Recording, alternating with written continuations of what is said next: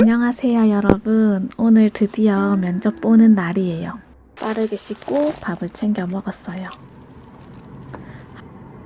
화장은 유튜브에 면접 화장 검색해서 따라했습니다. 화장이랑 머리까지 엄청 오래 걸렸는데 재미도 없고 영상도 길어져서 간단하게만 편집했어요.2년 동안 운동을 하였습니다. 제가 만약에 공무원이 된다면 주변 동료들에게 열심히 한다는 작은 칭찬을 받는 것이 목표입니다. 항상 최선을 다해서 노력하고 동료들과의 팀워크에도 신경을 쓴 그러한 선배 공무원이 되도록 노력하겠습니다. 다른 사람들을 위해서 일을 한다는 것이 너무 뿌듯한 사익보다는 함께한 게 아니라서 중간중간 더듬지만 괜찮아요. 언니 갔다 올게. 그에 따라서 그곳에서 출산이나 취업을 그곳에서 수로 알고 있습니다. 이에 따라서 땀날 것 같아서 옷은 따로 챙기고 물통도 챙겼어요. 지하철에서도 계속 면접자로 보면서 갔어요. 이날 바람이 너무 많이 불어서 아침에 머리 공들인 게 다 무너졌습니다. 날씨는 쾌적. 이번에는 사직 운동장에서 면접을 진행했어요. 사람이 너무 떨린다. 아침엔 별로 안 떨리더니 야외 대기하는 상황이 너무 웃기더라고요. 와. 평상복 입고 오라고 했는데 역시나 예외 없이 모두 정장을 입었습니다. 저도 화장실에서 옷이랑 구두도 갈아 신었어요. 그리고 핸드폰을 내야 돼서 전원을 끄고 면접을 보고 왔습니다. 처음엔 멀쩡하더니 면접관님 보자마자 염소처럼 떤 것 같아요.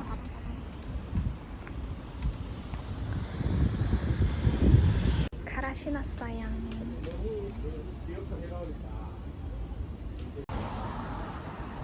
내가 마지막 조였나봐. 면접관님들이 퇴근하시네. 고생하셨다. 나도 고생했고. 2시에 시험 시작이었고 끝나니까 4시 반 정도였습니다. 그리고 밥 먹으러 왔어요. 이번에 운 좋게 2달 단기 알바를 구해서 먹고 바로 일하러 가야 돼요. 콜센터에 왔습니다. 일하기 전에 교육받는 기간이라 오랜만에 수업을 들었어요. 나중에 콜센터 경험 썰도 들려드릴게요. 그리고 다 끝나니까 11시가 넘었습니다. 아침부터 피곤한 하루였습니다. 뒤에 면접 썰이랑 복귀 영상 있어요.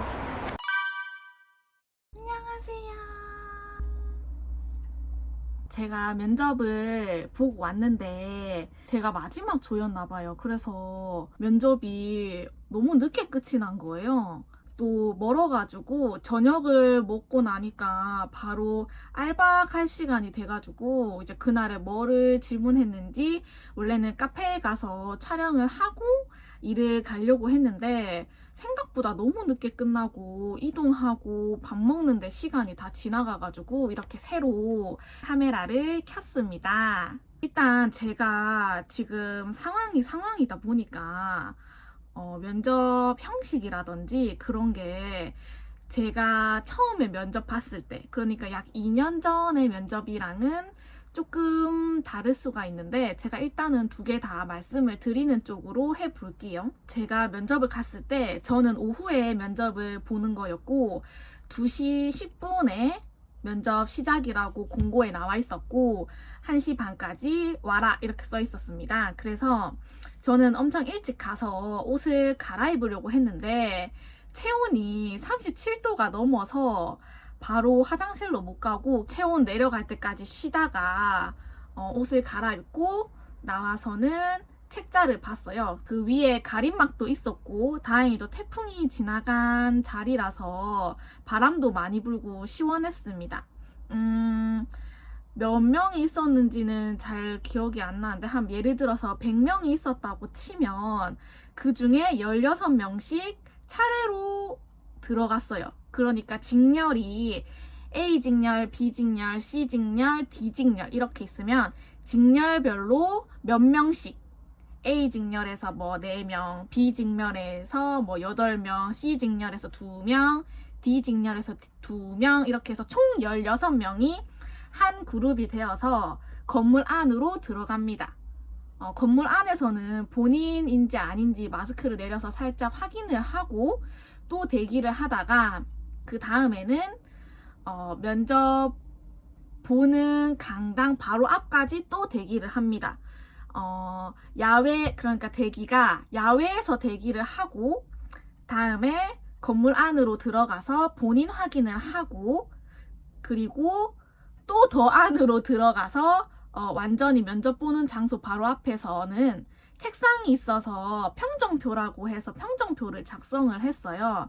그러고 나서 한 15분 정도 또 대기를 하다가 이제는 그 아예 그 농구장이라고 해야 되나? 왜 실내 코트장에서 실내 체육관에서 면접을 보러 들어갑니다.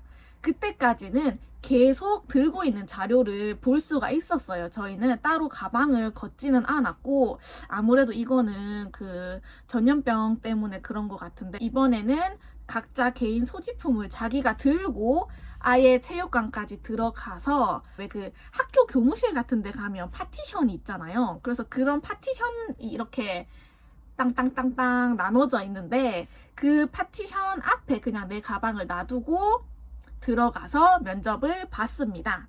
근데 이제 제가 이 로나가 확산되기 전에는 어떤 시기였냐면 시청에서 면접을 봤어요. 시청 안에 또 똑같이 강당, 큰 강당에 부스가 나눠져 있었고 저희는 그 회의실이라고 해서 TV 같은 데서 보면 막 이렇게 마이크 이렇게 하나씩 달려있는 그런 긴 책상?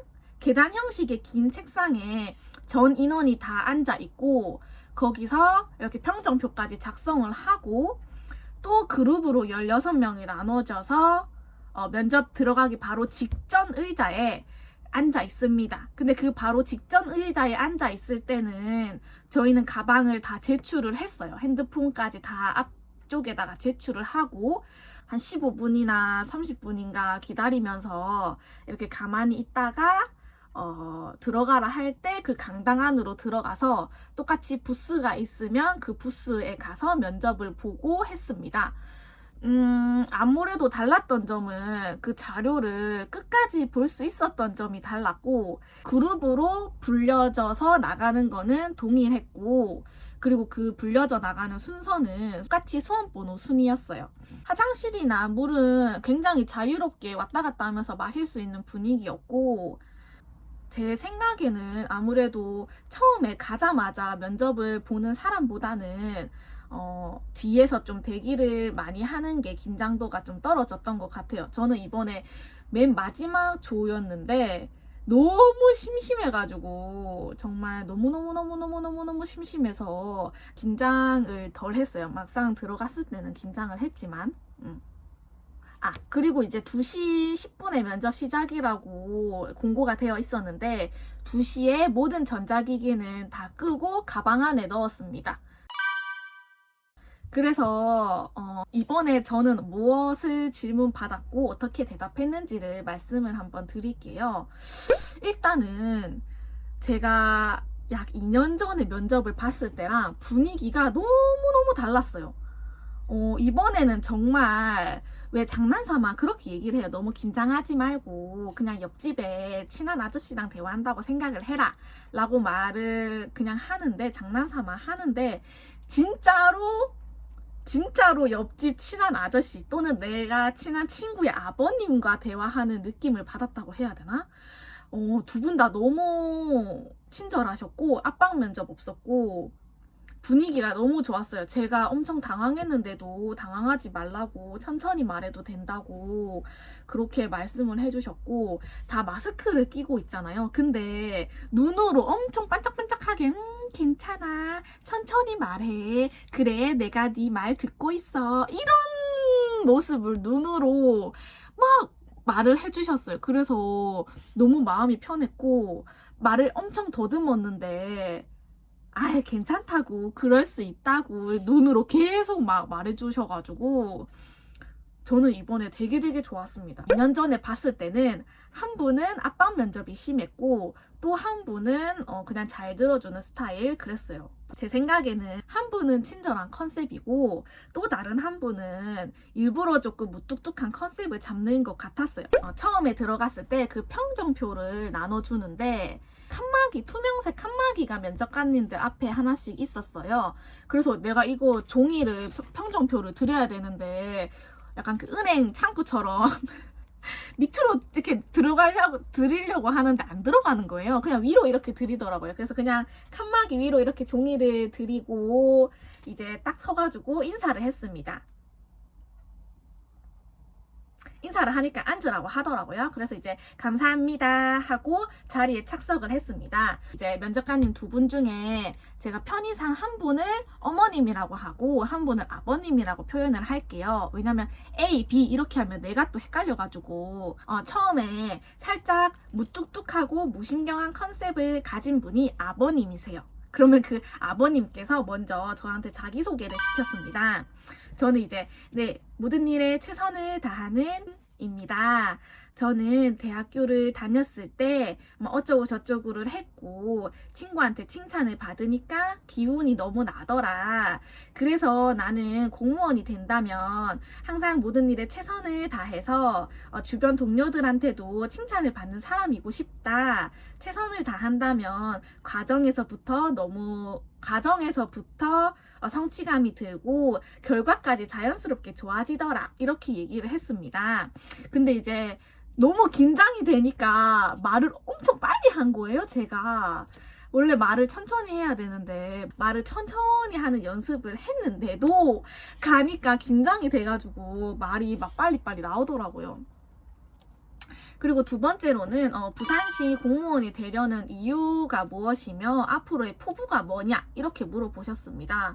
근데 이번에 느꼈던 점은 제가 처음에 면접을 갔을 때는 질문이 되게 짧았어요. 뭐 부산시의 문제점이 뭐냐, 부산시에 지원한 이유가 뭐냐 이렇게 짧게 질문을 하셨는데 이번에는 질문을 엄청 길게 상세하게 풀어서 질문을 해주시더라고요.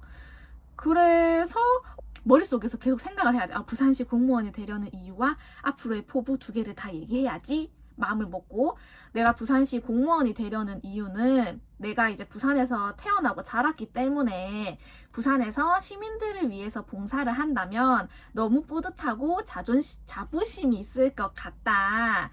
그리고 앞으로 내가 공무원이 된다면 지금까지 열심히 공부해 왔기 때문에 초심 잃지 않고 항상 열심히 하는 모습을 보여주겠다 이렇게 얘기를 했어요. 근데 뭔가 질문에 대한 답이 너무 간단했나 싶어서 조금 아쉽긴 합니다. 그리고 이제 세 번째로 또 아버님께서 질문을 해주셨습니다.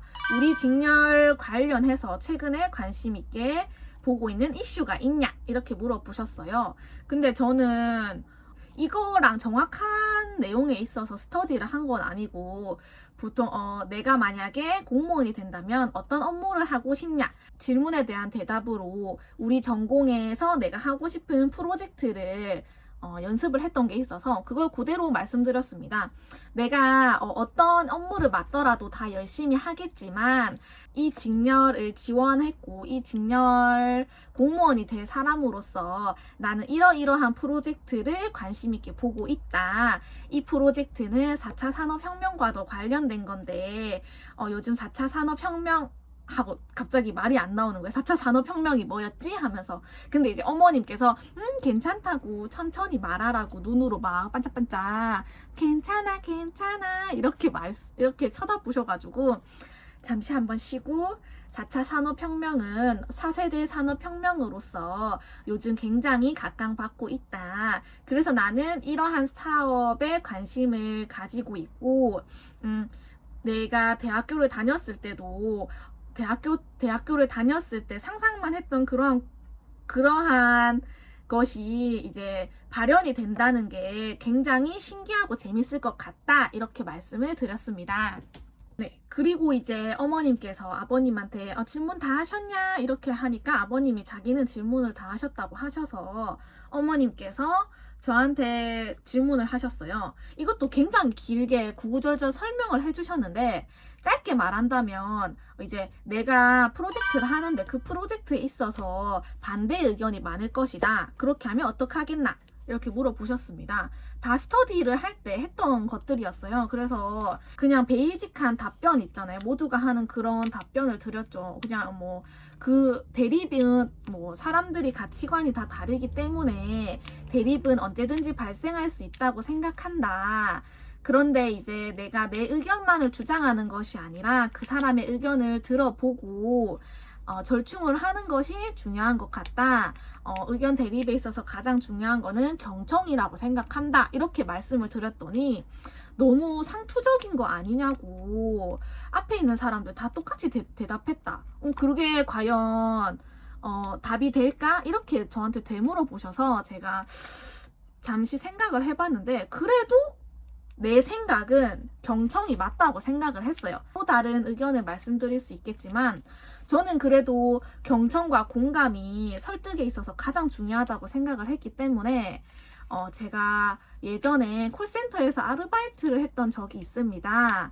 그 당시에 아무래도 콜센터라는 업무 특성상 민원 업무가 되게 많은데 고객님이 화를 내서 들어오셔도 내가 고객님의 입장에서 생각을 하고 먼저 고객님의 마음을 잘 공감을 해 주었을 때 고객님도 나한테 고맙다고 하고 칭찬을 많이 해주었다. 그런 경험을 미루어 봤을 때는 나는 이렇게 하는 게 가장 좋다고 생각한다. 이렇게 다시 한번 말씀을 드렸어요. 그랬더니 이제 제가 콜센터에서 근무를 했다는 점에 있어서 되게 흥미롭게 바라보셨고 그렇게 대답을 하니까 약간 근거를 잘 말씀드린 것 같아서 끄덕끄덕하고 또 넘어갔습니다. 그 이후에 어머님께서 이제 또 저한테 전공 질문을 해주셨어요. 전공 질문을 해주셨는데 제가 미처 공부하지 못했던 게 나왔던 거예요. 그래서 시험에 나왔던 게 기억이 날랑말랑했는데 그래도 오답을 얘기하느니 모른다고 말하는 게 나을 것 같아서 너무 죄송하지만 제가 그 부분에 있어서는 공부를 미처 하지 못했다. 이렇게 하니까 어머님께서 괜찮다고 평정표에 하에다가 체크했겠죠? 어쨌든 간에 평정표에 체크를 하시고 괜찮다면서 다른 질문을 하셨습니다. 근데 그러고 나서 전공 질문이 없었던 게 너무 의외였다고 해야 되나? 전공 질문이 몇 개가 들어올 거라고 생각을 했는데 모른다고 말하니까 괜찮다 하시면서 그 이후로 전공 질문이 없었어요. 딴 거 대답할 수 있는데 그러고 나서 이제 또 어머님께서 그러면 최근 성취한 것 중에 가장 큰 성취가 뭐냐? 이렇게 물어보셔서 제가 여러 가지 성취가 있지만 그래도 이 자리에 온 것이 가장 큰 성취다. 이렇게 말씀을 드렸더니 앞에 있는 사람들 다 똑같이 얘기했다면서 다른 거 없냐고 말씀을 하셨어요.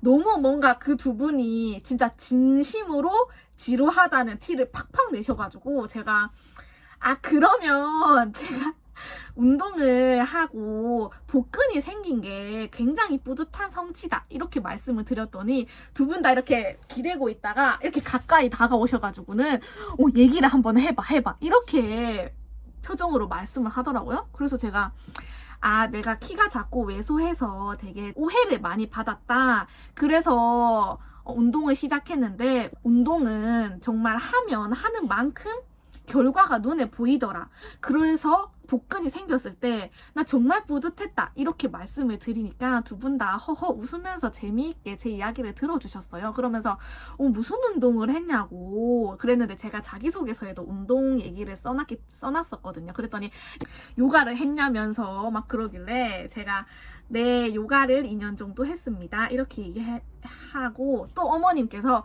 대회를 나가본 적은 없니? 이렇게 물어보시는 거예요. 그랬더니 제가 대학교 때 공모전을 나갔다 그랬더니 그거 말고 운동으로 대회를 나간 적이 없네요. 그래서 운동으로는 제가 아직 대회를 나갈 생각까지는 안 해봤다 하니까 두 분 다 허허 웃으면서 넘어가시더라고요. 여기서 진짜 너무 뭔가 따뜻하고 가족 같은 분위기? 진짜로 이야기를 듣고 싶어 한다는 그런 느낌을 받았어요. 전에 면접을 봤을 때는 내 이야기를 듣는다기보다는 네가 어떤 대답을 하는지 한번 들어보자.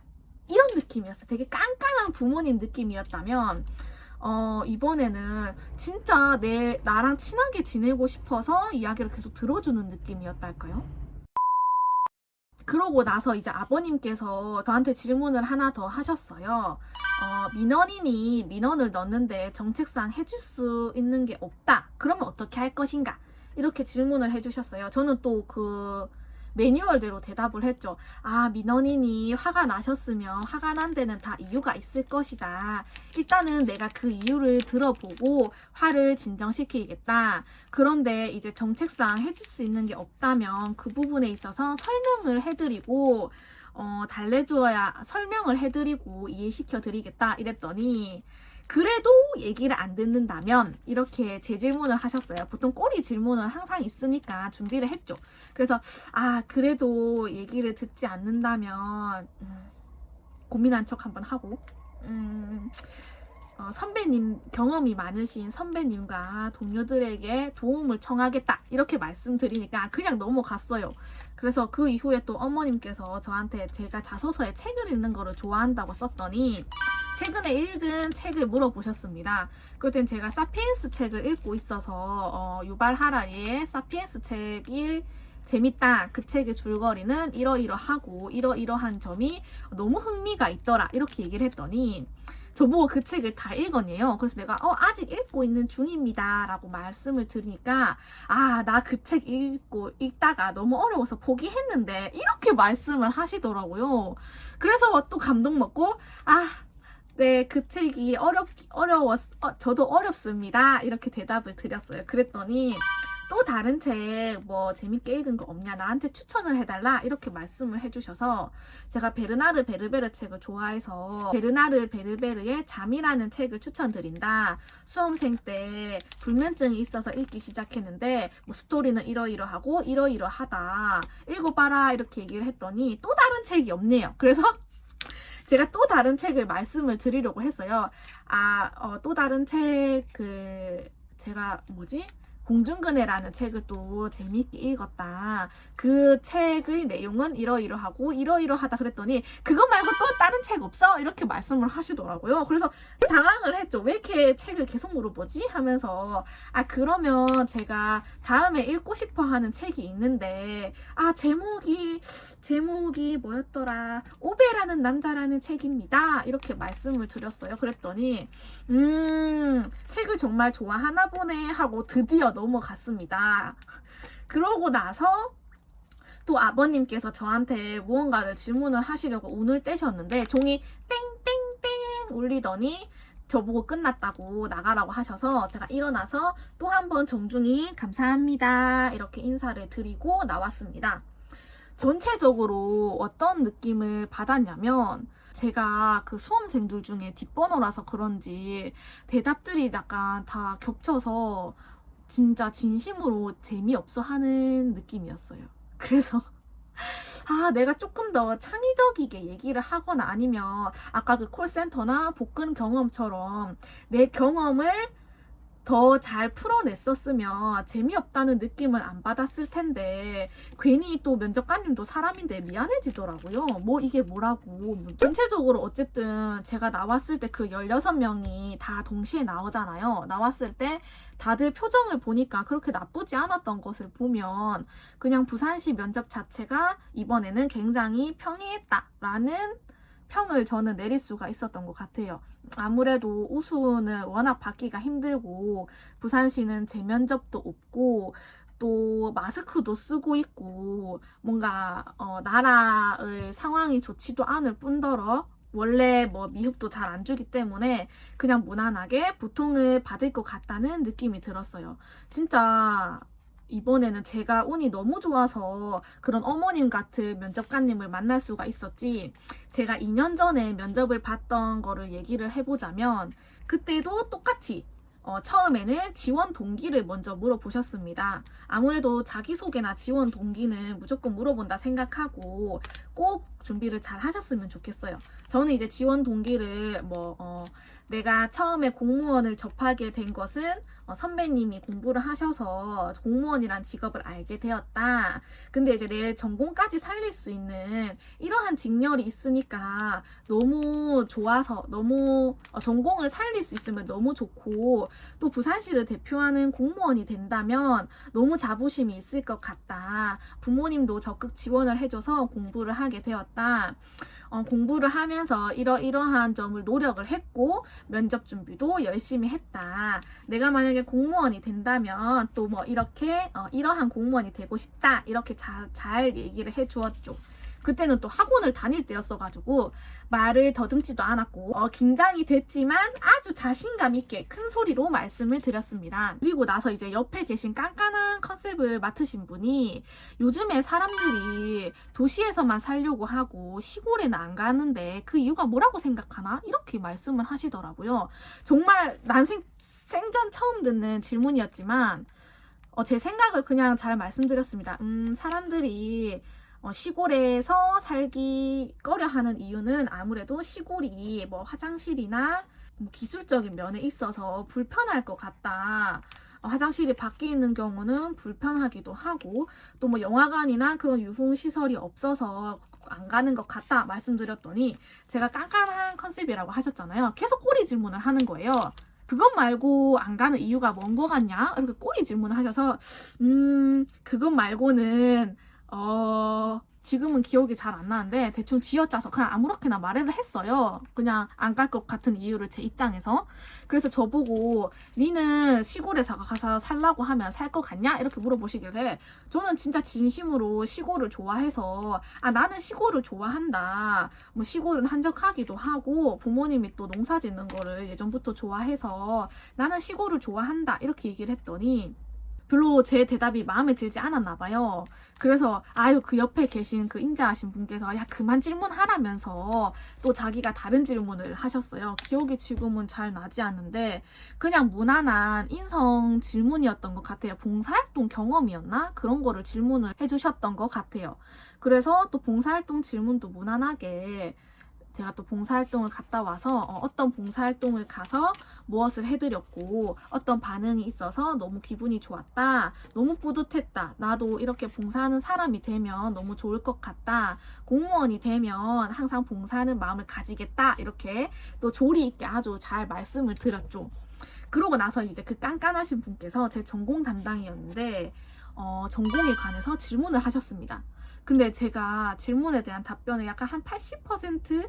이게 막 종류를 외우는 거였는데 종류가 다 기억이 안 나더라고요. 그래서 막 이렇게 대답하다가 몇 개는 말씀 못 드렸는데 땡! 마음에 들지 않는 표정으로 띵! 하면서 평정표에 또 표시를 하시더라고요. 그리고 또 전공 질문을 하고 그 깐깐하신 분께서 계속 꼬리 질문을 하셨어요. 제가 전공 질문에 답을 했을 때 그것 말고 딴 건 없니? 이렇게 준비한 거 말고 정말 진정으로 네가 본 거를 말해라 이런 느낌이었어요. 그래서 저는 당황하지 않고 진짜 봤던 것을 제가 대학교 때 조별과제를 하다 봤기 때문에 이거를 말씀을 드립니다. 이렇게 이유까지 설명을 해서 답변을 했습니다. 그랬더니 고개를 끄덕끄덕 하시더라고요. 아무래도 이거를 내가 외워서 가는 것보다는 진짜 내 경험을 토대로 말씀을 드리니까 그렇구나 하고 잘 넘어갔던 것 같습니다. 그렇게 저는 그 과거의 면접에서는 인성 질문은 그냥 인성 질문 준비했던 거 안에서 벗어나지 않고 그 안에서 잘 대답을 했던 것 같고 전공 질문에 있어서는 자꾸 꼬리 질문을 하셔서 조금 당황스러웠지만 그래도 전체적으로 봤을 때는 한 70%, 80%는 만족을 했던 것 같아요. 그때는 또 표정에도 신경을 썼었어야 해서 계속 웃으면서 대답을 해야 되고 만약에 상사의 부당한 지시를 받으면 어떻게 할 것인가 이런 심각한 질문이 나왔을 때는 싱글싱글 웃으면 안 되기 때문에 네. 상사님께서 부당한 지시를 하신다면 매우 난처할 것 같습니다. 이렇게 앞에 멘트도 깔아주고 그렇게 했어야 됐는데 이번에는 마스크를 끼고 있어서 그런 면에 있어서 부담은 전혀 없었고 뭔가 면접이 너무너무 평이하게 잘 봤어요. 제가 이렇게 면접을 어떻게 봤는지 이야기를 했는데 또 도움이 됐을지 모르겠어요. 예전에 거를 더 잘 말씀드리고 싶은데 기억이 잘 나지 않아서 혹시나 면접에 대해서 궁금한 게 있으면 댓글로 달아주시면 제가 또 답을 잘 해드리겠습니다. 또 부산시 말고 다른 지역은 또 다를 수가 있거든요. 저는 굉장히 당황스러운 질문 많이 받았다는 타 지역 글 면접 후기도 좀 봐가지고 준비를 많이 했는데 아무래도 일반 행정인 경우에는 스피치도 있어서 조금 다르고 국가직의 경우에도 미흡을 많이 준다고 해서 또 다르고 지역마다도 면접하는 스타일이나 분위기가 다르기 때문에 꼭 실시간으로 커뮤니티에서 면접 후기를 확인하시는 거를 저는 추천을 드립니다. 아무래도 생생정보통은 전환기 카페 어쨌든 면접은 잘 보고 왔고 제 영상 봐주시고 응원해주시는 분들께는 너무 감사하다는 말씀을 드리고 싶었어요. 같이 응원해 주셔서 너무너무 감사하고 수험생분들께 도움이 될 수 있는 여러 가지 좋은 꿀팁이나 제가 공부를 하면서 느꼈던 것들 같이 이야기하면서 공감하고 그렇게 이겨나갔으면 좋겠습니다. 아무래도 수험 생활이 정말 힘들고 고민도 많고 지금 또 떨어지신 분들은 많이 힘드실 텐데 이겨내시고 저도 장수생이잖아요. 결국에는 이렇게 합격을 했으니까 꾸준히 공부를 해서 다음번에는 이걸 보시고 있는 바로 당신이 합격을 하셨으면 다음에도 또 좋은 영상으로 찾아볼 테니까요. 구독해주시고 기다려주세요. 감사합니다.